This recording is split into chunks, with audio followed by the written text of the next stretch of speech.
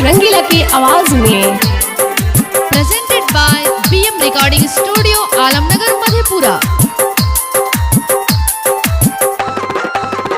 नया साल में नया माल पटेबे पूरन की के अब हम भूलेबे। नया साल में नया माल पटेबे पूरन की के अब हम भूलेबे।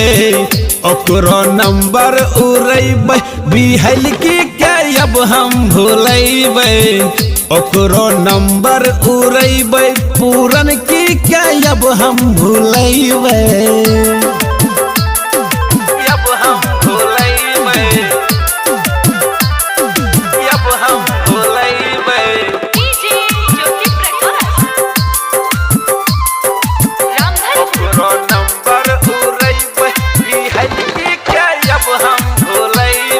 Mix by Balbhadra Singh.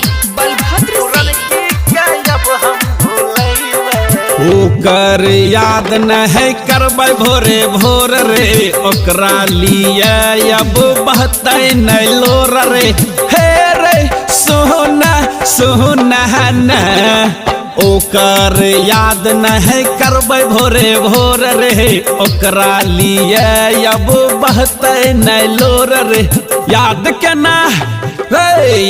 केना होय छै रे यारवा ई ओकरा हम त जानैबै।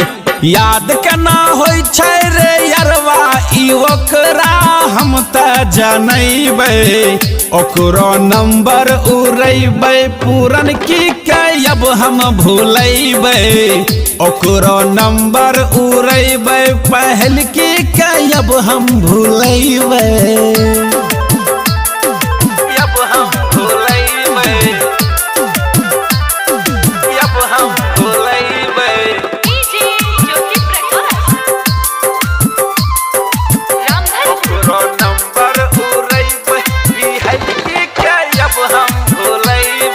Presented by BM recording studio Alamnagar Madhepura. Writer Raju से कर ललकै घात रे। आशिक असियाना के चल गेल साथ रे।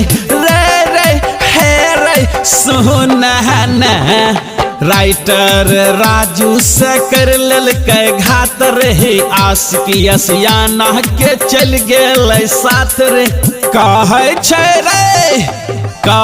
छै राजीव रंगीला अब हमहू त जिया जुड़ैबै। कहै छै राजीव रंगीला अब हमहू त जिया जुड़ैबै।